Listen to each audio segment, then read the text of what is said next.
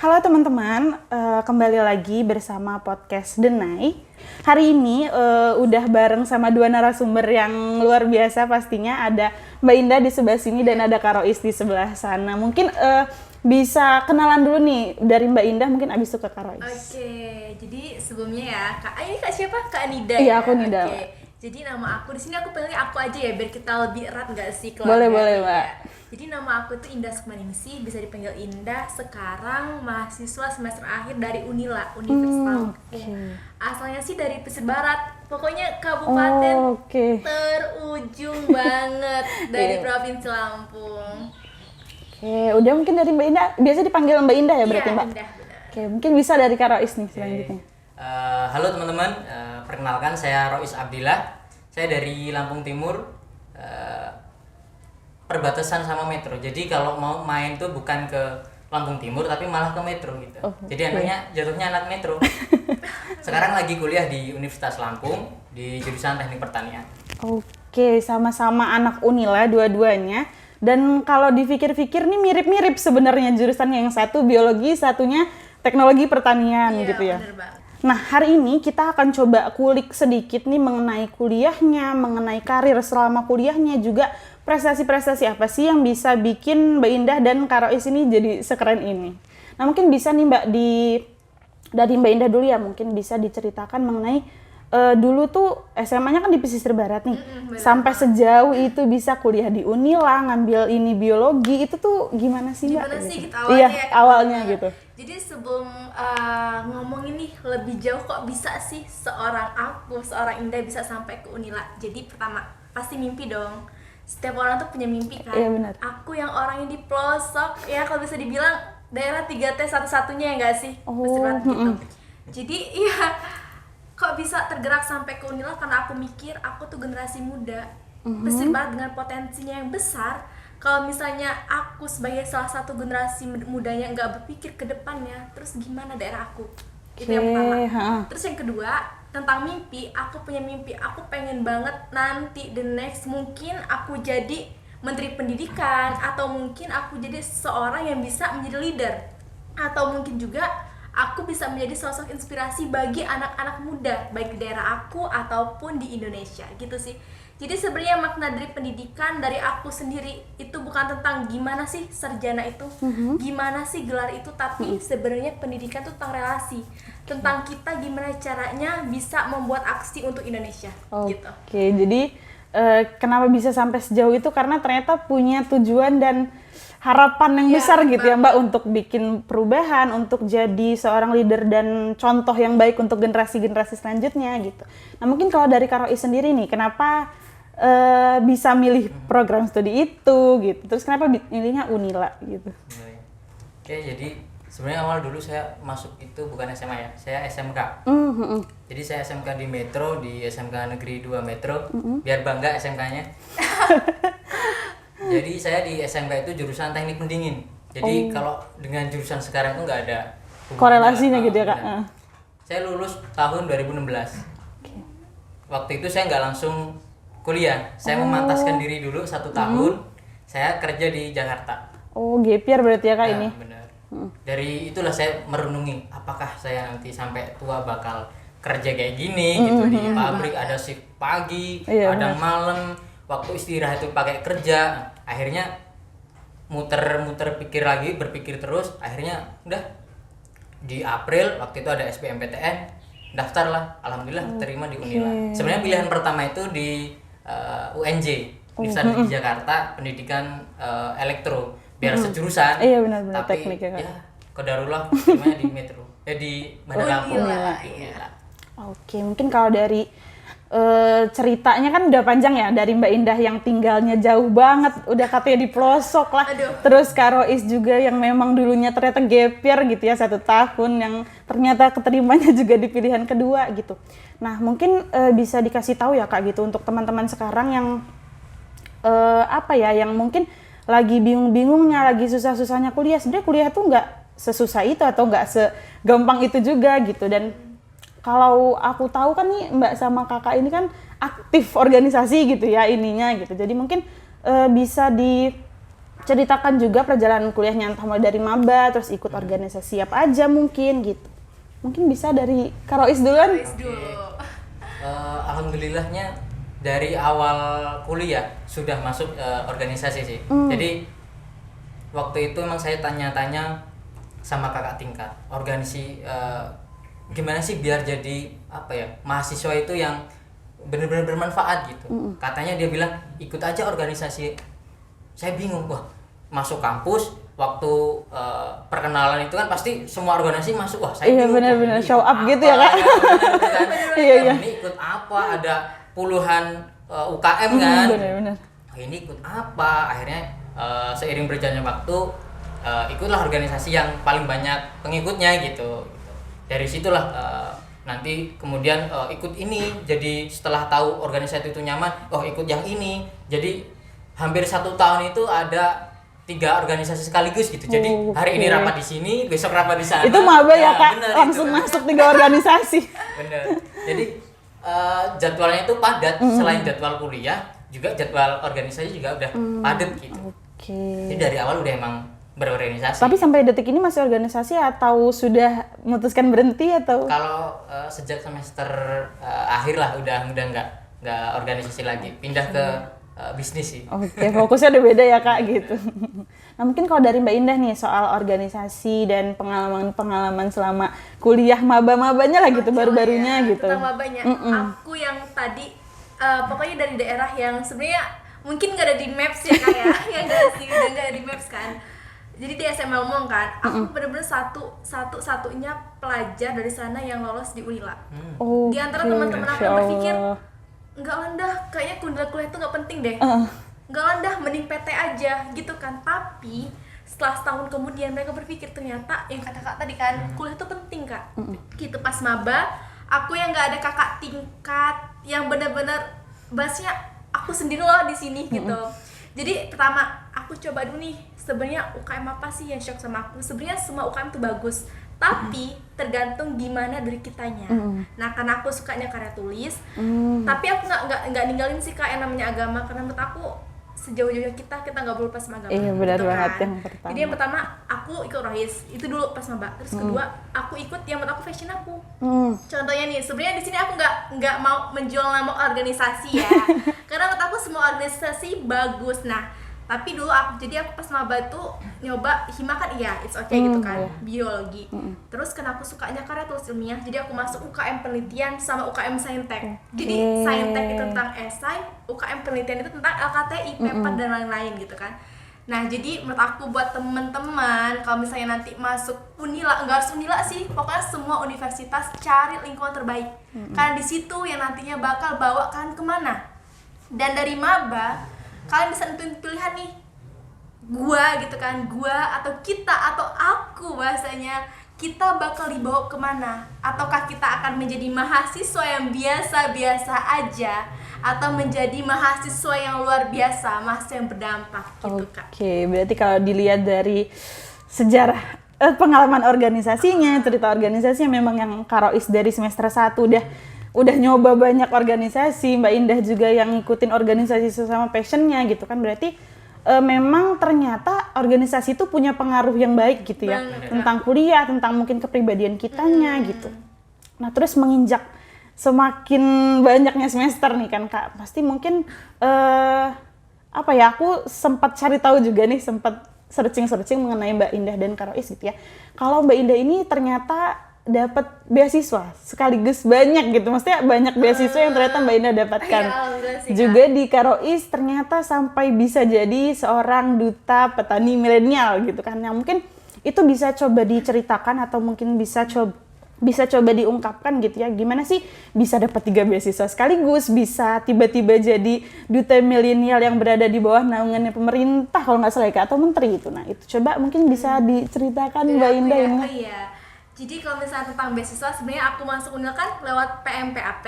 Jadi kan PMPAP itu kan sebenarnya bukan cuman ya, itu beasiswa tapi jalur masuk gitu kan, cuman UKT sekaligus doang. gitu ya Mbak. Sekaligus kan.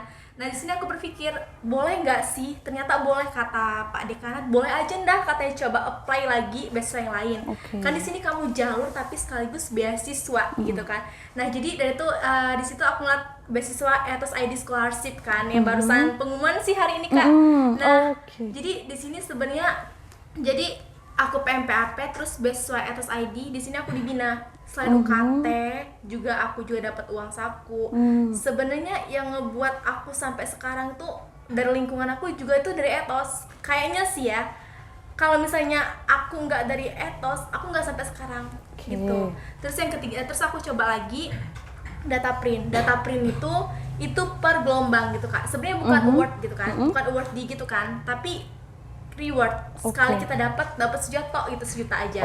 Nah sebenarnya buat temen-temen nih yang katanya takut, oh iya aku takut Kak, aku takut banget kuliah gara-gara biaya. Sebenarnya beasiswa itu bukan cuman untuk orang pintar, bukan cuman untuk orang miskin, bukan cuman untuk orang kaya, tapi semuanya ada. Ada beasiswa yang untuk orang prestasi, ada beasiswa untuk kita yang tidak mampu, atau bahkan ada juga beasiswa yang untuk kita yang penting mau aja. Ada PPA gitu kan, yang nggak ngelihat sebenarnya kita tuh gimana sih keadaan ekonominya.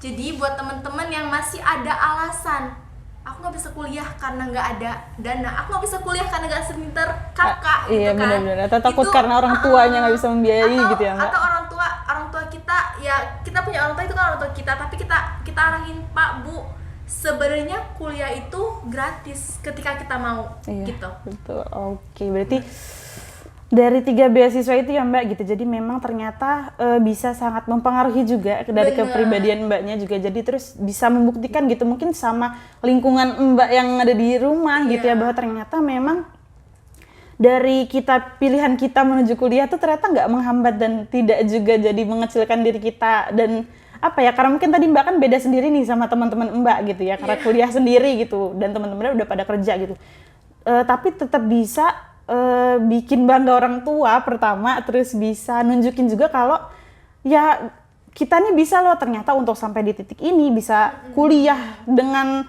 tanpa biaya mungkin sampai detik ini gitu. Terus untuk Kak Rois nih gitu, cerita mengenai duta petani milenial ya Kak gitu. Nah itu gimana Kak ceritanya? Oke, jadi awalnya nggak langsung jadi duta itu enggak sih ya. Jadi itu memang salah satu program dari Kementerian Pertanian untuk mencetak para pemuda ini yang terjun di sektor pertanian, di peternakan atau bahkan di perikanan ya. Itu untuk di era modern ini untuk menyebarkan informasi tentang anak muda yang mau usaha di pertanian, peternakan gitu. Karena kan emang anak muda sekarang tuh pada nggak ada yang mau ke sawah, nggak ada yang mau jarang sih Kak, jarang banget ya, yang mau mainan ternak segala macam lah. Nah, Kementerian Pertanian itu ingin menciptakan semangat itu di kalangan pemuda gitu. Nah, kenapa bisa saya terpilih jadi duta petani milenial itu karena emang sejak udah nggak organisasi lagi, saya emang masuknya ke komunitas-komunitas bisnis kayak gitu. Jadi udah mulai belajar bisnis, udah intinya udah belajar kepemimpinan di organisasi, akhirnya tertariklah di bisnis gitu.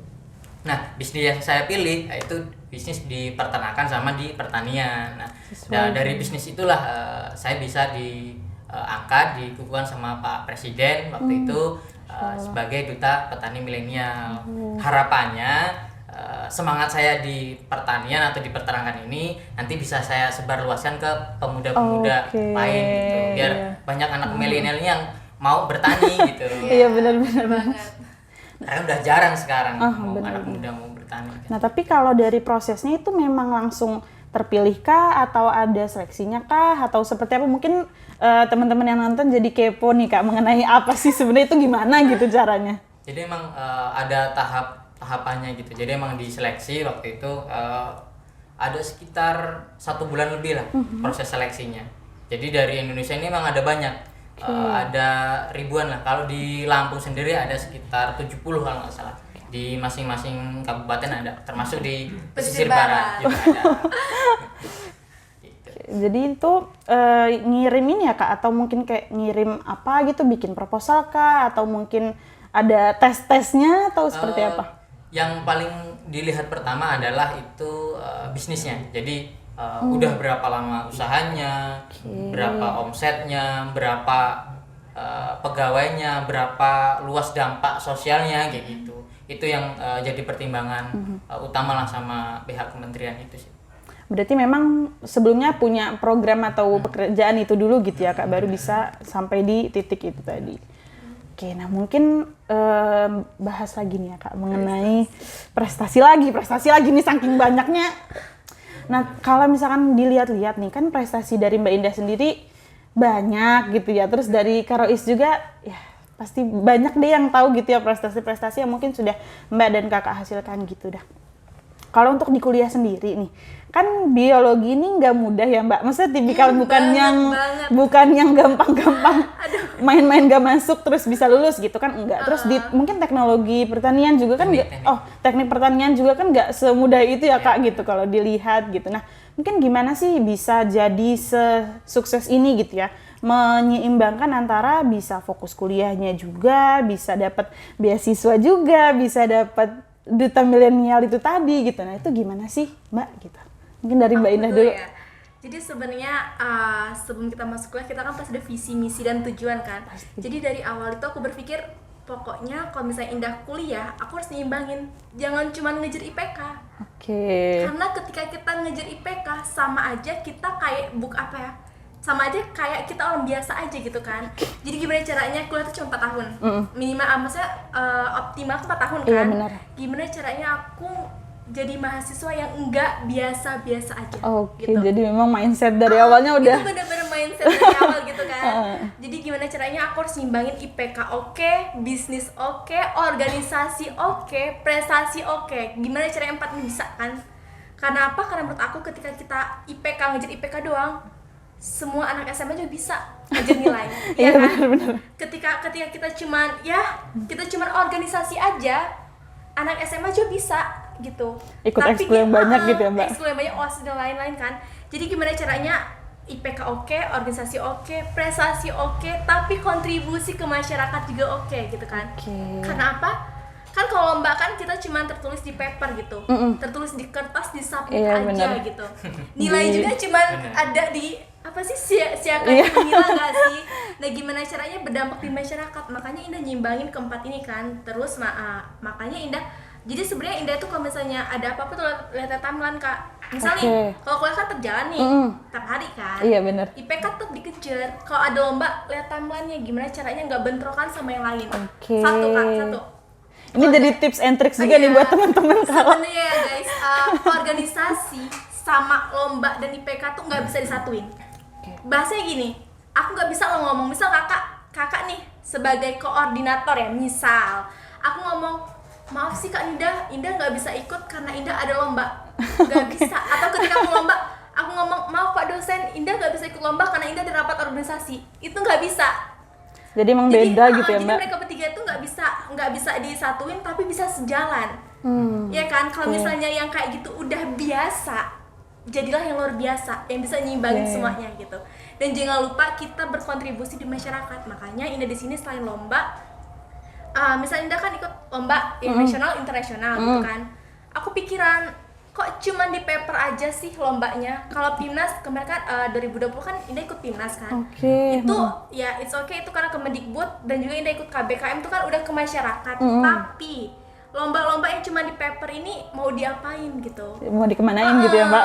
Makanya Indah per semester itu ada timeline. Misalnya sebenarnya teman-teman aku ada tips sih, kalau bisa teman-teman jadi maba nanti coba fokusin semester 1 mau ngapain. Kalau aku ya Kak, kalau aku semester 1 aku ngedeteksi nih organisasi yang aku banget itu apa. Yang sesuai passion tadi ya Kak. Ngejar IPK awal-awal biar nanti bisa ngebantu IPK akhir. Iya benar. Gitu kan? Iya nggak sih? Kalau udah mulai sibuk gitu ya Mbak. Semester 3 aku udah, sebenarnya aku dari semester 1 nih organisasi. Karena apa? Karena ketika kita semakin cepat ikut organisasi, semakin cepat kita menjadi presidium. Oh iya benar-benar. Jadi dosenku pernah bilang ketika kita hanya menjadi anggota itu nggak ada guna. Gimana caranya kita bisa memimpin diri kita sendiri dan juga orang lain gitu kan. Nah dari itu semester selanjutnya aku fokus prestasi lomba, nanti bisa ke PIMNAS, terus semester 5 aku fokus duta, dan semester akhir aku, bukan semester akhir sih, semester 6 aku fokusnya volunteer, karena aku merasa kalau misalnya aku generasi muda oh ya, aku mahasiswa gitu kan mikirnya, yang katanya agent of change bangsa, cuman bisa nulis di paper aja, cuman bisa mikirin IPK gitu kan. Terus aksiku di masyarakat mana? Makanya aku ikut volunteer juga, gitu sih Kak. Iya, sebenarnya semuanya harus diseimbangin gitu. Kok bisa sih? Ya bisa, karena aku berpikir sebenarnya bukan aku aja sih yang bisa, teman-teman juga bisa ketika teman-teman mau. Kita lihat teman-teman Indonesia sekarang ini masih kacau balau. Kita nggak bisa yang namanya cuma nyalahin pemerintah aja. Benar kan? Tapi gimana caranya kita kasih aksi buat Indonesia ke depannya gitu. Nah mungkin tadi kan bener ya kata Mbak Indah yang mengenai ketika kita udah kuliah terus udah bisa nentuin passionnya gitu. Mungkin sedikit gambaran juga ya buat teman-teman. Jadi mungkin nanti ketika pengen juga nih kayak Mbak Indah gitu ya, udah IPK bagus, organisasi jalan, prestasi punya, volunteernya dapat, ke masyarakat juga dapat, mungkin bisa tadi yang kayak pas semester 6 nih, pas udah mulai kan semester 6 atau semester 7 tuh udah mulai nggak pegang organisasi gitu ya Mbak, rata-rata. Nah mungkin teman-teman bisa untuk coba apply atau cari tahu nih tentang volunteer yang sesuai sama teman-teman, mungkin kayak gitu. Terus untuk Kak Rois gimana nih Kak mengenai bisa menyeimbangkan antara itu, mungkin lagi sibuk-sibuknya skripsi kan nih sekarang sama kegiatan-kegiatan di Duta Milenial Petani gitu, itu gimana Kak? Oke, jadi awalnya tuh dari semester 2 ya. Jadi kalau bahasa orang-orang itu bilangnya itu prematur gitu. Jadi dari semester 2 saya itu udah jadi kepala bidang gitu. Oh, cepet banget ya. Ya kan? Tapi semakin bahasanya prematur gitu. Cuman itu kan kalau di organisasi biasanya kan 1 tahun kan ya. Di semester genap sampai semester ganjil kan ya, 2 sampai 3 lah ya. Nah, di tahun itu saya nggak nyangka, saya kan waktu itu jadi kabid danus nih. Nah, di waktu itu dalam 1 tahun kepengurusan saya ternyata bisa menghasilkan laba sebesar 10 juta. Waduh. Wow. Padahal kalau lihat laporan-laporan sebelumnya itu setiap tahun tuh paling di angka 6 juta, paling banyak itu 7 juta. Nah, dari situ, dari semester 3 itu, wah, apa emang jiwa-jiwa saya ini jiwa-jiwa usaha nemu ya? nih gitu akhirnya. Dari situ udah mulai udah terpengaruh lah. Kayaknya jiwa saya ini bukan cuma di organisasi tapi lebih ke bisnis juga gitu organisasinya gitu. Oh, jadi dari semester 3 itu udah mulai nih cari-cari informasi, ikut-ikut komunitas bisnis ya gitu. Baru ikut-ikut aja nih ya, baru mulai bisnis. Nah, dan di semester ke-4 nih ya, 4 ke 5 masih di organisasi itu. Lanjutlah jadi kabid humas. Nah, tahulah humas kan sering kesana kesini. Dari situ udah punya gambaran ilmu bisnisnya, kemudian ditambah punya relasi banyak. Jadi jalannya lancar banget nih. Semester udah mau skripsi, udah semester akhir itu udah kayaknya ini memang harus ke bisnisnya. Dari situ udah nggak ada. Kalau dulu waktu mau masuk itu tujuannya, saya ini harus kuliah, habis itu kerjanya enak, yang kerjanya cuma di kantor kipasan ASEAN gitulah. Dapat gaji gitu ya Kak. Tapi setelah setelah masuk organisasi di wirausaha di bisnis, jadi ternyata ngasilin uang itu nggak cuma jadi pekerja di kantor. Ada banyak ladang-ladang untuk menghasilkan uang gitu. Nggak harus kerja, bahkan kita juga bisa menciptakan lapangan kerja. Betul gitu sih. Jadi mungkin itu tadi ya Kak, dari pengalaman organisasi, terus akhirnya nemu mindset baru nih. Terus ternyata lancar nih, sejalan memang ininya. Jadi memang bisa membuat Kak Rois jadi bisa menyeimbangkan antara kuliah dan juga ini karena memang mendukung gitu ya Kak dua-duanya. Dan ini ya, dan kalau trik dari saya pribadi ya, di samping ada kuliah, kemudian ada organisasi, yang paling saya ingat tuh ketika kita di kelas, kita fokus ke kelas itu gitu. Fokus ke penjelasan dosen, fokus ke apa yang ada di kelas itulah gitu. Jadi lupakan semua hal yang ada di organisasi, walaupun nanti jam ini harus rapat, lupakan aja, nggak usah nyiapin apa-apa, udah pokoknya pikirin aja yang di situ. Gitu. Jadi nggak usah mikirin tugas jobdesk di organisasi ini nanti kita punya tanggung jawab. Lupakan dulu. Lamanya kuliah lo berapa? Nggak ada 2 jam kan gitu, cuma berapa menit. Nah Kemudian ketika di organisasi pun juga begitu, kita sibuk rapat, merhatiin, ngatur segala macam. Kita nggak usah mikirin, waduh ada tugas dari dosen itu, kita lupakan semua itu. Kita fokus ke organisasinya gitu. Jadi nggak ada dua pikiran di satu tempat gitu.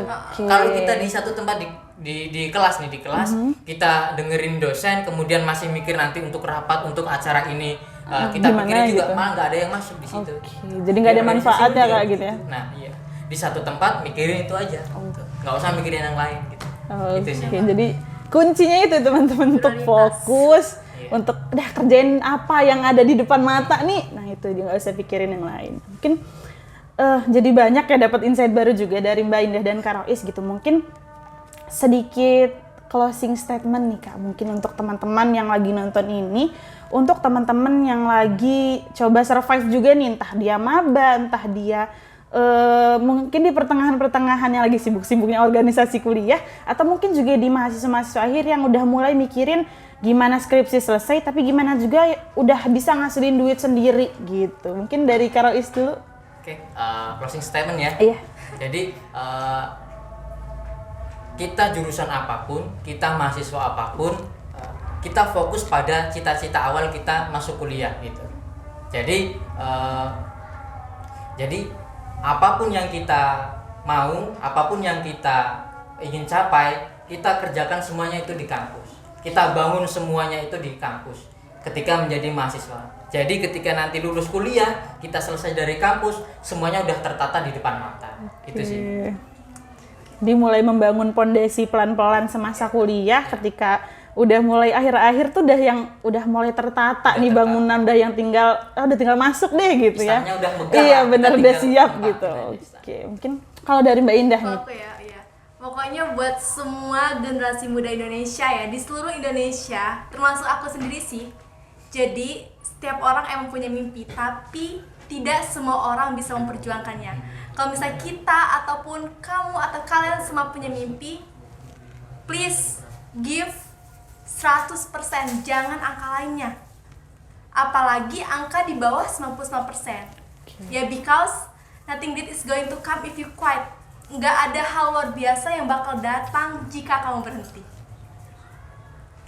Oke, jadi mungkin sama nyambungnya gitu ya Kak. Jadi kalau tadi Kak Rois sudah mulai membangun pondasi, terus di akhirnya bisa udah ngelihat rumahnya udah jadi gitu kan. Tuh kalau dari Mbak Indah ya itu tadi, kasih 100% apa yang kamu punya, supaya ketika kamu selesai rumahnya tuh udah yang ya udah nih, ini mau gue nih gitu.